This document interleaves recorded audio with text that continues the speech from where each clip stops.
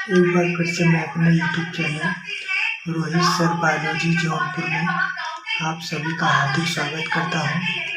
आज का टॉपिक है लघु बीजाणुधानी तथा गुरु बीजाणुधानी में अंतर। अगर हमारा यह वीडियो पसंद आए तो वीडियो को लाइक करें, कमेंट करें तथा अपने दोस्तों की तक शेयर करें। अगर नए हो तो हमारे चैनल को सब्सक्राइब करें। हमारा यह वीडियो पूरा देखने के बाद अगर इस वीडियो से कोई शिकायत है या न समझ में आए तो हमारा यह व्हाट्सएप नंबर है, इस पे हमें उसका सूचना दे सकते हैं। चलिए सबसे पहले हम इससे अंतर बताते हैं। लघु बीजाणुधानी और गुरु बीजाणुधानी क्या होता है। देखिए कक्षा 12 वालों के लिए लघु बीजाणुधानी जो होता है वह इसे हम एक तरह से नर युग्मक भी कहते हैं, नर युग्मक, और इसे हम मादा युग्मक भी कह सकते हैं। नर युग्मक, मादा युग्मक। आप जानते हैं नर युग्मक में पुंमंग और मादा युग्मक में जायांग होता है। सबसे पहले अंतर देखा जाए तो नर युग्मक का निर्माण कहाँ होता है, मादा युग्मक का निर्माण कहाँ होता है। सबसे पहले इसका अंतर होता है कि इसका निर्माण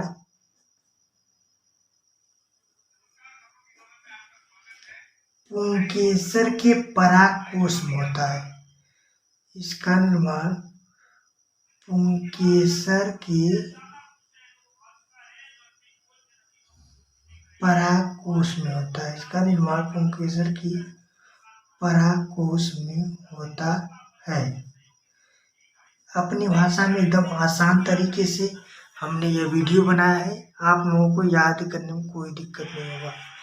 क्या कहें, इसका निर्माण पुंकेसर के परागकोश में होगा। यही इसका उल्टा देखा जाए, इसमें देखा जाए कि इसका निर्माण अंडक के अंडाशय में होता है। अंडाशय में होता है। एकदम सरल भाषा में पहला अंतर क्या है, इसका निर्माण पुंकेसर के परागकोश में होता है, इसका निर्माण अंडक के अंडाशय में होता है। अब दूसरा का क्या कहेंगे, जो लघु बीजाणुधानी है ये परागकोश के चारों कोनों पर पाया जाता है। आप क्या कह सकते हैं कि यह परागकोश के चारों कोनों पर पाया जाता है। चारों कोनों पर पाया जाता है। कोनों पर पाया जाता है। हम जानते हैं कि जो परागकोश होता है वह यह दो पालियों में बटा होता है और प्रत्येक पाली में 2 परागपुट होते हैं, अर्थात 2 पाली होंगे और 2 दूना 4 परागपुट का निर्माण होगा। कहने का मतलब है कि लघु बीजाणु का जो निर्माण होता है वह परागकोश के चारों कोनों पर होता है। इसको क्या बताएंगे, जो बीजांड, हम इसे एक सरल भाषा में कह सकते हैं कि बीजांड को ही गुरु बीजाणु कहते हैं। गुरु बीजाणु कहते हैं। बीजांड को ही गुरु बीजाणु कहते हैं। हम जानते हैं कि जब फल का निर्माण होता है तो पुष्प का जो बीजांड वाला भाग होता है वो बीज का निर्माण करता है, और इसी जो बीजांड वाले को ही गुरु बीजाणु कहते हैं। और थर्ड क्या होगा, अब बात करते हैं कि लघु बीजाणु जो होता है यह कितने आवरण से ढका होता है। तो सबसे बड़ी बात है कि यह 4 आवरणों से ढका होता है। 4 आवरण से घिरा होता है। यह 4 आवरण से घिरा होता है।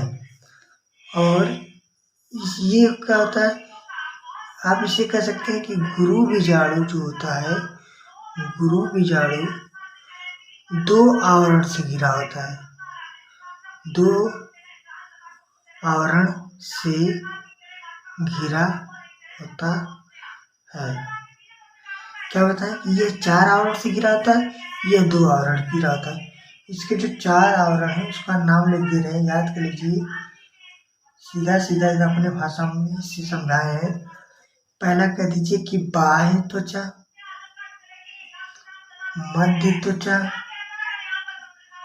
बाह्य त्वचा, मध्य त्वचा, अंतः त्वचा और लास्ट वाला कह दीजिए टेपिटम। 4 जो आवरण है उसी के द्वारा लघु बीजाणु जो होता है ये ढका होता है, इसका यह आवरण होता है। बाहर वाले को बाह्य त्वचा, जो बीच में है मध्य त्वचा और जो एकदम अंदर है अंतर त्वचा, और एक है टेपिटम। इसमें जो होता है 2 आवरण होता है, इसमें सिर्फ बाह्य आवरण होता है, बाह्य आवरण, और दूसरा का क्या है अंतः आवरण, अंतः आवरण। लघु बीजाणु में 4 है और गुरु बीजाणु में 2 आवरण है। हम ये भी कह सकते हैं कि गुरु बीजाणु में मध्य त्वचा आवरण और टेपिटम नहीं पाया जाता है। और एकदम लास्ट वाले बस जो अंतर है कह सकते हैं ये अर्धसूत्री विभाजन द्वारा लघु बीजाणु का निर्माण करता है। अर्धसूत्री विभाजन के द्वारा, अर्धसूत्री विभाजन के द्वारा, अर्धसूत्री विभाजन के द्वारा लघु बीजाणु, अर्धसूत्री विभाजन के द्वारा लघु बीजाणु का निर्माण करता है। या कह सकते हैं कि असंख्य कोशिकाओं के द्वारा, असंख्य मात्र कोशिकाओं के द्वारा, असंख्य मात्र कोशिकाओं के द्वारा परागकण का निर्माण करते हैं। असंख्य मात्र कोशिकाओं के द्वारा परागकण का निर्माण करते हैं। जबकि इससे हम क्या कहेंगे, इसका जो लास्ट वाला है, फोर्थ वाला है, इसे क्या कहेंगे, इसमें अर्धसूत्री विभाजन द्वारा क्या होगा, इसमें अर्धसूत्री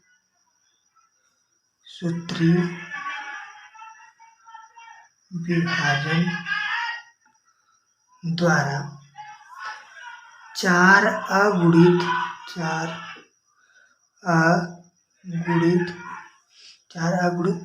गुरु बीजाणु बनते हैं, गुरु बीजाणु बनते हैं। इसमें 3 नष्ट हो जाते हैं, इसमें 3 नष्ट हो जाते हैं। 4 का निर्माण होता है और 3 नष्ट हो जाता है, तथा एक बचता है, एक क्रियाशील होता है,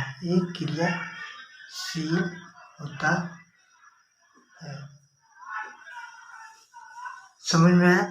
फिर से एक बार समझा देते हैं, देख लीजिए। सबसे पहले लघु बीजाणु धानी को हम नर युग्मक कहते हैं और गुरु बीजाणु धानी को मादा युग्मक कहते हैं। लघु बीजाणु धानी, इसका निर्माण पुंकेसर के परागकोश में होता है, क्योंकि पुंकेसर को ही नर युग्मक कहते हैं और परागकोश होते हैं जिसके अंतर्गत परागकण का निर्माण होता है। इसका निर्माण पुंकेसर के परागकोश में होता है और इसका निर्माण अंडक के अंडाशय में होता है। अंडाशय किसका भाग होता है, मादा का भाग होता है, जिसे कहते हैं जायांग का भाग या फिर कहते हैं स्त्री केसर का भाग। इसका निर्माण अंडक के अंडाशय में होता है और कहते हैं परागकोश के चारों कोनों पर पाया जाता है।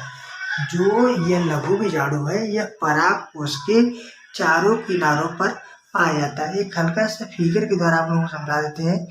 जैसे परागकोश का ये जो निर्माण होता है, इसमें हम आप लोगों को बताए थे, जब इसके निर्माण के बारे में तो ये जो होता है यह 2 पालियों में बटा होता है और प्रत्येक पाली 2-2 परागपुट में बटा होता है, 1 2 3 4।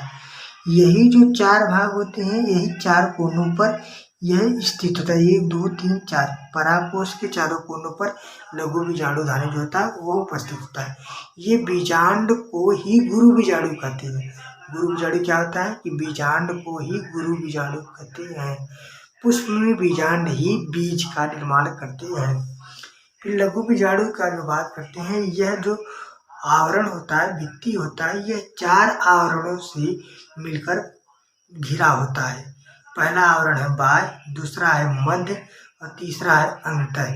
मतलब कि जो बाहरी तरफ से है सुरक्षा करता है बाह्य आवरण, बीच में जो है मध्य, सबसे अंदर जो है अंतःत्वचा तथा एक टेपिटम है। 4 आवरण होता है, जबकि गुरु बीजाणु 2 आवरण से घिरा होता है, एक बाह्य आवरण तथा दूसरा का अंतः आवरण। इसमें हम कह सकते हैं कि मध्य आवरण और टेपिटम नहीं पाया जाता है। लास्ट वाला, इसको ध्यान से देखिए कि अर्धसूत्री विभाजन के द्वारा लघु बीजाणु का निर्माण होता है। अर्धसूत्री विभाजन द्वारा लघु बीजाणु का निर्माण होता है तथा यह भी कह सकते हैं असंख्य मात्र कोशिकाओं के द्वारा परागकण का निर्माण होता है। असंख्य मात्र कोशिकाओं के द्वारा परागकण का निर्माण होता है। इसमें कह सकते हैं कि इसमें अर्धसूत्री विभाजन द्वारा 4 अगुणित गुरु बीजाणु बनते हैं। 4 अगुणित, मतलब एक गुणित मतलब जो इसके युग्मक होते हैं, 4 अगुणित गुरु बीजाणु बनते हैं। इसमें से 3 नष्ट हो जाता है, सिर्फ एक ही बचता है। वह कौन बचेगा? जो सबसे अधिक क्रियाशील होता है। हमें उम्मीद है कि आप लोगों को यह वीडियो समझ में आया होगा।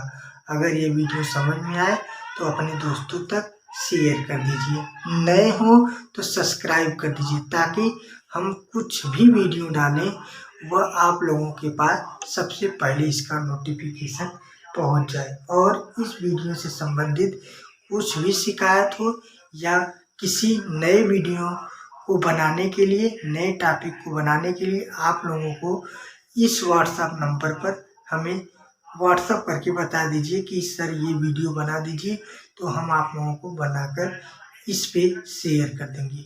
बहुत बहुत धन्यवाद।